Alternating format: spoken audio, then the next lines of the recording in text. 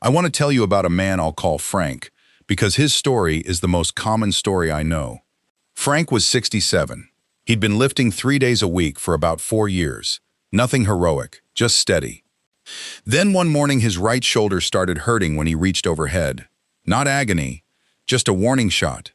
So Frank did the sensible thing, the thing every reasonable person does. He stopped. He gave it 2 weeks. It felt a bit better, so he tried again, and it hurt again, so he gave it another month. Then he thought he'd wait until he could get in to see somebody. Then there was a holiday. Then it was winter. 8 months later, Frank's shoulder was fine, completely fine, and he couldn't get up off the floor anymore. That's the part nobody warns you about. The shoulder healed, but in the 8 months he spent waiting for permission to move again, he lost strength in his legs, in his grip, in his back, in every part of his body that was never injured in the first place. Here's what I want you to take from this video, and I'll say it once now and then earn it for the next 20 minutes. After 60, the injury is almost never the thing that takes your strength. The waiting is, there's an old instinct in all of us that says pain means damage, and damage means stop. It served us well when we were children falling out of trees. It serves us very badly at 67. Start with what the research actually says about resting. For decades, the standard advice for a bad back was bed rest. Then the trials came in. A Cochrane review pooled 10 randomized trials covering more than 1,900 people with acute low back pain, comparing advice to rest in bed against advice to stay active. Staying active came out ahead, modestly but consistently, on both pain and the ability to get on with daily life. Note what that means. Not exercise cures back pain. Just this, of the two, lying still was the worse option. And that finding was strong enough that avoiding bed rest is now written into clinical guidelines across multiple countries. Now layer on the thing that makes this different for you than for a 30-year-old. At 38 months off costs you 8 months. You come back, you're rusty, you rebuild it in 6 weeks. The account you were drawing from was full. At 67, muscle loss has already picked up speed. Strength declines faster than muscle size does at this age, considerably faster. So 8 months of stillness doesn't just pause your progress. It compounds a decline that was already running in the background. You don't come back to where you left off. You come back further down the hill than you were, and now you've got less strength available to climb it. That's what happened to Frank. He didn't get injured out of the gym. He got cautious out of the gym. And here's the professional sports insight that I think deserves to be much better known outside professional sports. When an athlete gets hurt, shutting them down entirely for the season isn't the careful option. It's the last option. It's what you do when you've run out of alternatives. Because the coaching staff understands something most of us don't. Total rest has a cost, and that cost is paid in every system that was working fine. You are not a professional athlete, but you have far less margin than one, which means the logic applies to you more, not less. Now let me deal with the piece of paper that stops more people over 60 than the pain ever did. The scan. If you've had an MRI or an ultrasound in the last few years, there's a good chance somebody handed you a report with some frightening words on it. Degenerative changes, disc bulge, partial tear, thinning of the tendon. And whatever your doctor actually said, what you heard was, "My body is broken, and if I load it, I'll break it further." Here's what the research says about those words. Start with shoulders. A population screening study in Japan scanned 664 shoulders in an ordinary village. Not patients, just people. Full-thickness rotator cuff tears were present in about 15% of people in their 60s, 26% in their 70s, and 37% in their 80s. Now here's the number that matters. Among people over 60 with a tear, roughly 2/3 of those tears were causing no pain at all. None. They had a hole in the tendon and no symptoms. Other studies push it further. A German study of over 400 shoulders in people with no complaints found tears in 23% overall, rising past 50% in the over 80s. And the authors of that work drew a conclusion I think is worth sitting with, that at a certain point these tears have to be regarded as ordinary degenerative wear, not necessarily a cause of pain or lost function. Now spines. There's a systematic review by Brinjikji and colleagues that pooled imaging from over 3,000 people who had no back pain at all. Disc degeneration was present in 37% of 20-year-olds and 96% of 80-year-olds. Disc bulges, 30% of 20-year-olds, 84% of 80-year-olds. 96% of people with no pain. So if you are 70 years old and your scan shows disc degeneration, that finding is telling you approximately what a gray hair tells you. It is a marker of time passing, present in almost everybody your age, including the ones out playing tennis. And one more, because it's the one that changed my thinking most. There's a Finnish trial called IMPACT that randomized 210 people with subacromial shoulder pain into 3 groups: real keyhole surgery, placebo surgery, and exercise therapy.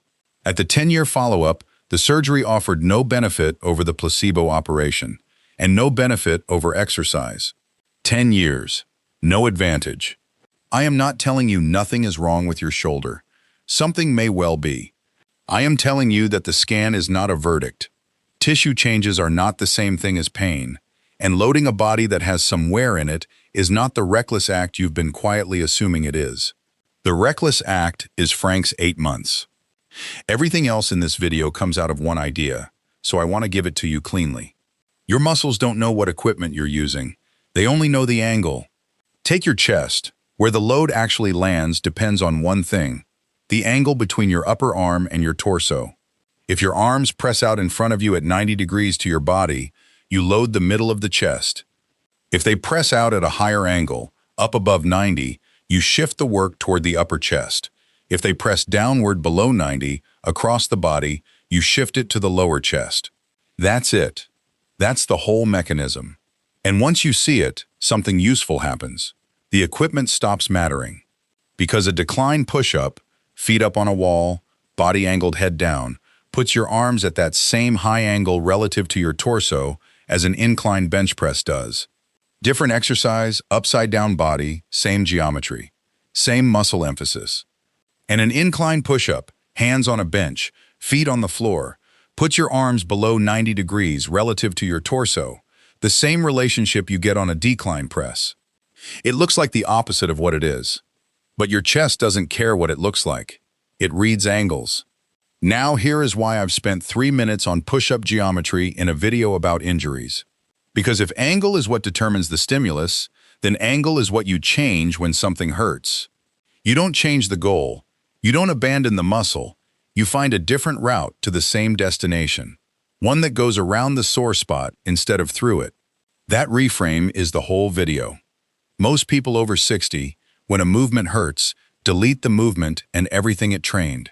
What you're going to do instead is keep the target and change the path. Let me show you exactly how, in the 2 places it matters most. Before any substitution, there's a free fix that a lot of people over 60 have never been taught, and it costs nothing. It's how you're holding your shoulder in the first place. Here's a test you can do sitting where you are. Let your shoulders relax and creep up toward your ears, the way they naturally do when you reach for something heavy overhead. Now turn your head and try to touch your chin to the front of your shoulder. If you can make contact easily, your shoulder is sitting up and forward. It's unsupported. The joint is hanging in the socket rather than being held there. Now do the opposite. Draw your shoulder blade down and back, gently, like you're sliding it into a back pocket, and lift your head tall. Try the chin test again. You shouldn't be able to reach. There's now real distance between your chin and your shoulder. That's a set shoulder. And in that position, you've recruited the muscles across your upper back and around the blade to actively hold the joint together, rather than leaving it to the passive structures inside the socket to cope alone. Why that matters so much at your age? The passive structures, the tendon, the rim of cartilage around the socket, are exactly the parts most likely to have some age-related wear. If those have thinned, you cannot rely on them for stability the way you could at 30. So you build stability the other way, with muscle, deliberately, on every single rep. Set the shoulder first. Then every overhead or pulling movement you do gets safer for free. Now, the latter. When a pulling movement hurts, Most people jump straight from "this hurts" to "I can't do pulling exercises." But between those 2 points, there are 4 or 5 steps, and you should be walking down them one at a time. Step 1. Rotate the grip. Turning your palms toward you instead of away changes the position of the arm bone in the socket and brings your biceps in as an active helper. On a lat pull-down or an assisted pull-up, that one change is often the entire difference between pain and no pain. Nothing else about the exercise changes, just the hands. Step 2. Narrow the grip and bring your hands in front of you. A grip roughly shoulder width in front of the body tends to be far more comfortable than a wide grip out to the sides because it keeps the arm out of the extreme end of its range. Step 3. Take the angle down out of overhead.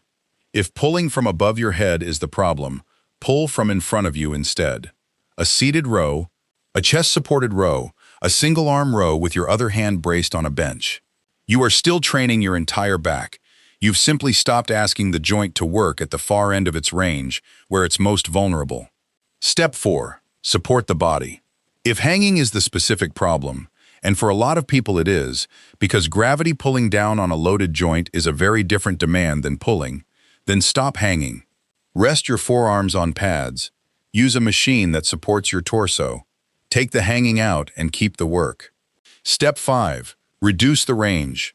Do the top half. Do the bottom half. Work the part of the movement that doesn't hurt, and load it properly. 5 rungs. Most people take none of them before they quit. Backs work slightly differently, because with a back, the useful question isn't usually which muscle, it's which direction. Most people with an ongoing sore back have a preference, and they can find it in about 2 minutes.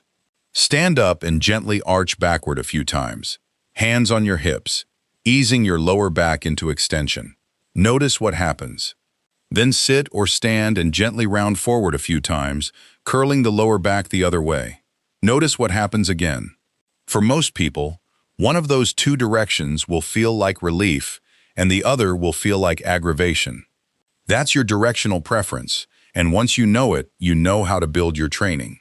If bending forward is the problem, you avoid loaded rounding of the spine, no toe touching with weight, no crunching your lower back under load. You favor movements that keep the spine long-standing, upright, braced. If arching backward is the problem, you avoid loaded extension, you go easy on overhead pressing with a big arch, and you don't hyperextend at the top of movements. 2 things then apply to almost everybody. First, learn to hinge instead of bending.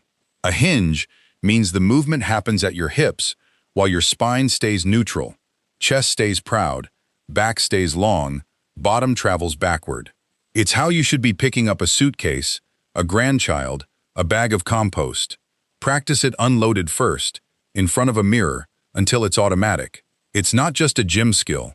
It's the single most protective movement pattern you can own. Second, load your back by carrying, not by bending. Pick up a heavy weight in each hand and walk with it.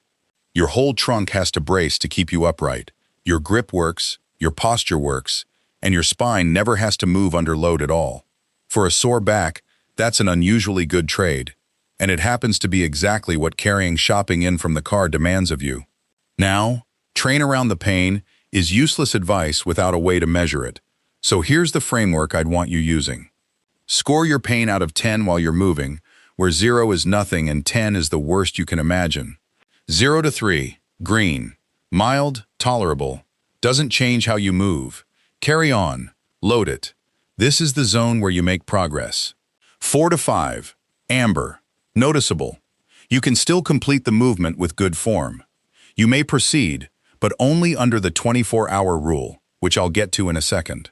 6 and above, red. Sharp, or it makes you change how you move, or you find yourself holding your breath through it. Stop that movement. Not the workout. That movement. Walk down the ladder to the next rung and try again. And here's the 24-hour rule, which is the piece that makes the whole system safe. Judge a session not by how it felt during, but by how you are the next morning. If your pain has returned to roughly its usual baseline within about 24 hours, the session was fine, even if it grumbled at the time. If you're clearly worse the next day, or the day after, you did too much. Reduce the load or the range by a third and try again in a couple of days. That rule converts pain from a stop sign into a piece of data, and it puts you in charge of interpreting your own body instead of guessing. One thing that's not negotiable, whatever color you're in, don't hold your breath under load. Breathe out on the effort. Holding your breath while straining spikes your blood pressure sharply, and at your age, that matters more than the exercise does. I want to be very clear about this part, because everything I've said so far assumes ordinary, boring, mechanical aches, and not everything is. Stop training and get seen properly if any of the following is going on. Pain that came on immediately after a fall or an impact. Numbness, tingling, or weakness running down an arm or a leg. Pain that wakes you at night regardless of position. Any change in bladder or bowel control. Unexplained weight loss, fever, or feeling generally unwell alongside the pain. A shoulder or arm you genuinely cannot lift. Or any chest pain, breathlessness, or dizziness during exertion. That one. Stop immediately and get help the same day. None of those are train around it situations. Those are get assessed situations. And even without red flags, if you can get a proper assessment from a physiotherapist, get one. 10 minutes with somebody who can put your arm through its range and tell you what they're feeling is worth more than any video, including this one. What I can give you is a framework. What they can give you is a diagnosis. Here's the last thing, and it's where Frank went most wrong. Frank had one sore shoulder, one joint out of roughly 360. And he responded by shutting down his whole body. Think about what a sore right shoulder actually rules out. It rules out some overhead work and some pulling on the right side. That's it. That is the honest extent of it. Your legs are entirely unaffected. Your left side is unaffected. Your grip, your core, your hips, your calves, your balance, your heart, your lungs, all of it available, all of it declining while you wait. So while that shoulder settles, this is the time to train legs harder than you have in years. Sit to stands, step-ups, leg press, hip hinges. Walk more. Do your balance work. Train the other arm. And there's a genuine effect where training one limb helps preserve strength in the untrained one. You keep roughly 80% of your training and you lose 20. That's the actual deal on the table. Almost everybody offered that deal takes 0% instead and calls it being careful. Frank came back, in the end. Took him about 5 months to rebuild what the 8 months of waiting cost him, and he'd be the first to tell you those were 5 entirely avoidable months. What he says now is that he wishes somebody had told him the goal was never to be pain-free before he was allowed to move. The goal was to keep moving while it was sore, in the ways that didn't make it worse. If you're sitting there with a shoulder that complains overhead, or a back that grumbles when you bend, the question isn't whether to train. It's which angle, which grip, which direction, which rung of the ladder. There is almost always something you can do, and finding that something is worth more to you at 67 than any perfect workout you ever did at 30. Don't do a Frank, set the shoulder, change the angle, keep the rest of your body in the game. And go and get that shoulder looked at properly this week. Before starting or changing any exercise program, particularly if you have an existing injury, heart disease, high blood pressure, osteoporosis, or any of the warning signs I described, talk to your doctor or a physiotherapist. Nothing in this video is individual medical advice, and no video can examine you.